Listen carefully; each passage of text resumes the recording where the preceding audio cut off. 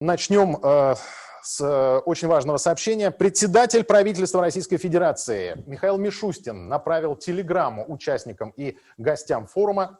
Процитирую. Наша основная цель – сделать все, чтобы Россия стала местом рождения востребованных на мировом рынке инновационных технологий, сервисов и продуктов, чтобы... Что делать, чтобы стимулировать российскую IT-отрасль? Этот вопрос с участием Михаила Мишустина обсуждали в июле в Иннополисе. Это совещание тогда эксперты назвали цифровой революцией в России.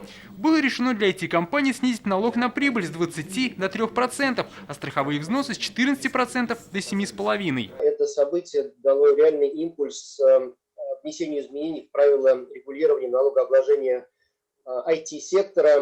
Уверен, что это будет он станет еще одним драйвером российской экономики. Сейчас по рейтингу Сколково Татарстан занимает второе место в России по цифровизации. На портале госуслуг запущено более 300 сервисов. Также решать проблемы граждан помогает интернет-система «Народный контроль». Работают IT-парки, развивается Иннополис и его университет. Как отметил Рустам Миниханов, профессионалов этой сферы нужно готовить еще со школьной скамьи. Сейчас высокоскоростной интернет есть во всех школах республики. Когда мы говорим о цифровизации, главное – это люди. Можно создать условия, но если не будет кадров, работа станет бесполезной. Мир переходит в цифру.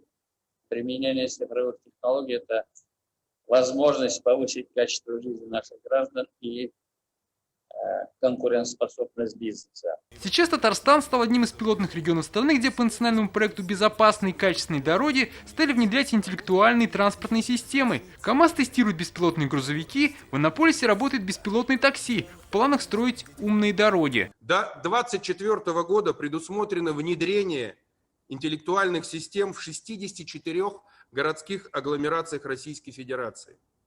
С применением энергосберегающих технологий освещения автомобильных дорог и направленных на автоматизацию процессов управления дорожным движением алгоритмов. Еще одна тема, которую обсудили сегодня – совершенствование финансовых интернет-систем. С начала этого года количество безналичных расчетов в России выросло в 7 раз. На повестке дня внедрение биометрии, когда у граждан появятся цифровые профили, то есть вся бумажная документация будет объединена в интернет-базе. Сейчас у нас в Думе находится на рассмотрении законопроект, который как раз посвящен расширению количества услуг, которые мы хотели бы представлять с использованием биометрии, и расширению количества участников. В России это опыт, который мы проходим на базе финансовых игроков. Наши финансовые игроки оказались столь мощные с точки зрения технологий, что именно они стали создавать экосистемы, в отличие от наших иностранных коллег. Онлайн-форум будет идти еще 3 дня, выступит более 200 спикеров из разных стран, пройдут более 30 тематических секций.